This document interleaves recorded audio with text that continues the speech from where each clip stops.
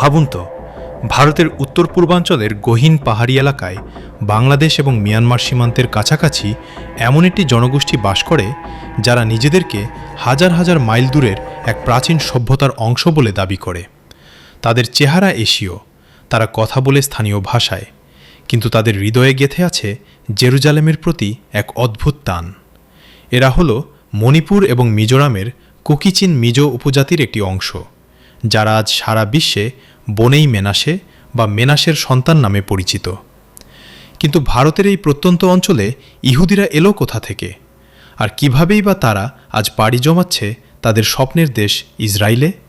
চলুন আজ আমরা উন্মোচন করি ইতিহাসের এক বিস্ময়কর অধ্যায়। ইতিহাসের পাতা উল্টালে আমাদের ফিরে যেতে হবে আজ থেকে প্রায় ২৭০০ বছর আগে, খ্রিস্টপূর্ব ৭২২ অব্দে। অ্যাসিরিয়ান সাম্রাজ্য যখন প্রাচীন ইসরায়েল আক্রমণ করে, তখন তারা সেখানকার ১০টি উপজাতিকে বন্দী করে নির্বাসনে পাঠায়।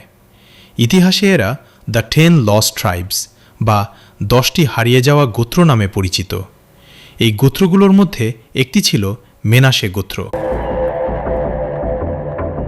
ইতিহাসবিদ এবং গবেষকদের মতে নির্বাসিত হওয়ার পর মেনাসে গোত্রের মানুষেরা শতাব্দীর পর শতাব্দী ধরে সিল্ক রুট ধরে পূর্ব দিকে অগ্রসর হতে থাকে।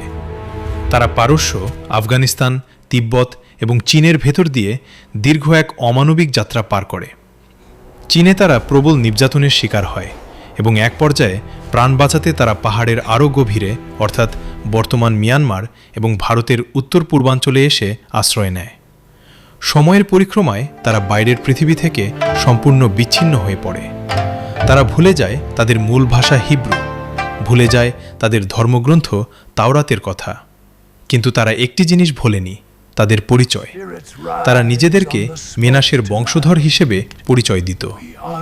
প্রজন্মের পর প্রজন্ম ধরে তারা মুখে মুখে কিছু প্রাচীন গান এবং প্রথা টিকিয়ে রেখেছিল। অবাক করা বিষয় হল, তাদের গানে এমন এক বিশাল সাগর পার হওয়ার কথা বলা হতো যা দেখতে লাল।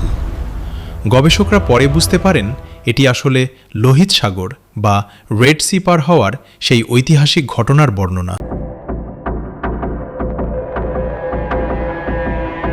১৯ শতকে ব্রিটিশরা যখন এই অঞ্চলে প্রবেশ করে, তখন খ্রিস্টান মিশনারিরা এই আদিবাসীদের ধর্মান্তরিত করতে শুরু করে। কিন্তু মিশনারিরাও একটি অদ্ভুত ব্যাপার লক্ষ্য করেন। এই উপজাতির কিছু মানুষের রীতিনীতি সাধারণ আদিবাসীদের মতো নয়। এরা নির্দিষ্ট দিনে পশু কোরবানি দেয়, এদের মধ্যে মৃত ভাইয়ের স্ত্রীকে বিয়ে করার বা লেভিরাইট ম্যারেজের প্রথা রয়েছে, এবং এরা জন্মের ৮ম দিনে ছেলে শিশুদের খতনা করায়, যা প্রাচীন ইহুদিদের অন্যতম প্রধান একটি রীতি। এরপর আসে ১৯৫১ সাল। এই বছরটি বনেই মেনাসেদের ইতিহাসের মোড় ঘুরিয়ে দেয়। মেইলাচালা নামের স্থানীয় এক নেতার একটি অদ্ভুত স্বপ্ন দেখেন। তিনি স্বপ্নে নির্দেশ পান যে তাদের প্রাচীন ধর্ম এবং পরিচয়ে ফিরে যেতে হবে এবং তাদের মূল ভূমি ইসরায়েলে ফিরে যাওয়ার প্রস্তুতি নিতে হবে। এই একটি স্বপ্ন পুরো সম্প্রদায়ের মধ্যে এক বিশাল আলোড়ন তৈরি করে। তারা ধীরে ধীরে জুদাইজম বা ইহুদি ধর্ম পালন করা শুরু করে। তারা নিজেরাই সিনাগগ বা উপাসনালয় তৈরি করে এবং শনিবারকে পবিত্র দিন বা সাব্বাত হিসেবে পালন করতে শুরু করে। কিন্তু তাদের এই ইসরায়েল ফেরার পথ মোটেও সহজ ছিল না।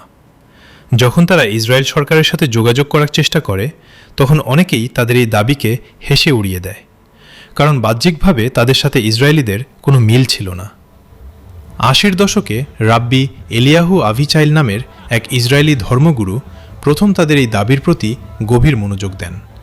তিনি আমিশাব নামের একটি সংগঠন প্রতিষ্ঠা করে এই হারিয়ে যাওয়া মানুষদের ইসরায়েলে ফিরিয়ে আনার উদ্যোগ নেন। তিনি নিজে ভারতে আসেন, তাদের সাথে কথা বলেন এবং তাদের জীবনযাত্রা দেখে বিস্মিত হন। তিনি বুঝতে পারেন এদের দাবির পেছনে আসলেই ঐতিহাসিক সত্যতা রয়েছে।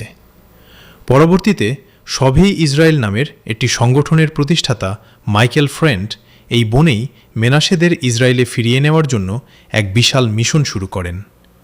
তিনি ইসরায়েলি সরকারের উচ্চপদস্থ কর্মকর্তাদের সাথে বছরের পর বছর দেনদরবার করতে থাকেন। অবশেষে ২০০৫ সালে ইসরায়েলের প্রধান রাব্বি শ্লোমো আমার আনুষ্ঠানিকভাবে বনেই মেনাসেদের প্রাচীন ইসরায়েলিদের বংশধর হিসেবে স্বীকৃতি দেন। তবে স্বীকৃতি পেলেই তো আর ইসরায়েলে যাওয়া যায় না। ইসরায়েলের অত্যন্ত কঠোর অভিবাসন এবং ধর্মীয় নিয়ম অনুযায়ী যেহেতু তারা দীর্ঘ সময় ধরে মূল ইহুদি ধর্ম থেকে বিচ্ছিন্ন ছিল, তাই তাদের আনুষ্ঠানিকভাবে অর্থোডক্স পদ্ধতিতে ধর্মান্তরিত হতে হবে। এটি একটি দীর্ঘ এবং কঠিন প্রক্রিয়া। ভারতে থাকা অবস্থাতেই তাদের হিব্রু ভাষা শিখতে হয়, ইহুদি ধর্মের খুঁটিনাটি আইনকানুন আত্মস্থ করতে হয়। এরপর ইসরায়েল থেকে রাব্বিদের একটি দল ভারতে এসে তাদের পরীক্ষা নেন। পরীক্ষায় উত্তীর্ণ হলে তাদের একটি বিশেষ মিকভাহ বা পবিত্র স্নানের মাধ্যমে আনুষ্ঠানিকভাবে ইহুদি ধর্মে গ্রহণ করা হয়। এরপর ইসরায়েলি সরকার তাদের জন্য বিশেষ ফ্লাইটের ব্যবস্থা করে। ইসরায়েলে পৌঁছানোর দৃশ্যটি হয় অত্যন্ত আবেগঘন।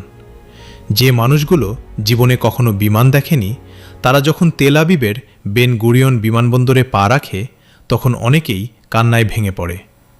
তারা মাটি চুম্বন করে। তাদের চোখে থাকে 2700 বছরের এক দীর্ঘ নির্বাসন থেকে বাড়ি ফেরার আনন্দ। ইসরায়েলে যাওয়ার পর তাদের জীবন সম্পূর্ণ নতুন এক মোড় নেয়। তাদের জন্য বিশেষ অ্যাবজর্পশন সেন্টার বা আতিকরণ কেন্দ্র তৈরি করা হয়, যেখানে তারা আধুনিক সমাজ ব্যবস্থার সাথে খাপ খাওয়াতে শেখে। আজ বনেই মেনাসে সম্প্রদায়ের তরুণ তরুণীরা ইসরায়েলি ডিফেন্স ফোর্স বা আইডিএফে সাহসিকতার সাথে কাজ করছে। তারা ইসরায়েলের মূলধারার সমাজে ডাক্তার, ইঞ্জিনিয়ার এবং শিক্ষক হিসেবে নিজেদের প্রতিষ্ঠিত করছে। তবে এই গল্পের একটি সাম্প্রতিক এবং অত্যন্ত হৃদয়বিদারক দিকও রয়েছে, যা হয়তো অনেকেই জানেন না।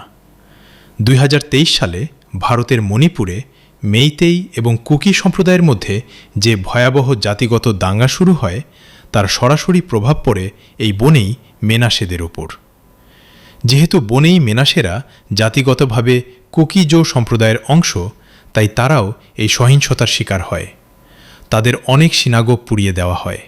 অনেকেই নিজেদের বাড়িঘর ছেড়ে রিফিউজি ক্যাম্পে আশ্রয় নিতে বাধ্য হয়।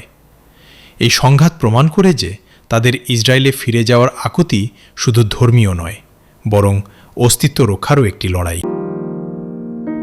মণিপুরের এই সংকটের পর ইসরায়েলি সরকার এবং শোভে ইসরায়েল সংগঠন ভারতে আটকে থাকা বাকি বনেই মেনাসেদের দ্রুত উদ্ধারের জন্য নতুন করে প্রচেষ্টা শুরু করেছে। 2700 বছর আগে হারিয়ে যাওয়া এক ছিন্নমূল সম্প্রদায়, পাহাড়ে পাহাড়ে ঘুরে বেড়ানো, পরিচয় হারিয়ে ফেলার ভয়, মিশনারিদের প্রভাব, আর সবশেষে শেকড়ের টানে ফিরে আসার এক অদম্য বাসনা।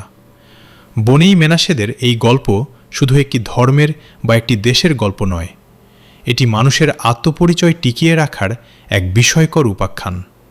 আপনার কি মনে হয়, হাজার হাজার বছরের এই ঐতিহাসিক দাবি কি সত্যিই এক অলৌকিক সংযোগ, নাকি মানুষের বিশ্বাসের এক অটুট নিদর্শন? কমেন্ট করে জানান আপনার মতামত। আর ইতিহাসের এমন অজানা এবং রোমাঞ্চকর সব অধ্যায় সম্পর্কে জানতে আমাদের চ্যানেলটি সাবস্ক্রাইব করতে ভুলবেন না। দেখা হবে পরবর্তী ভিডিওতে। ধন্যবাদ।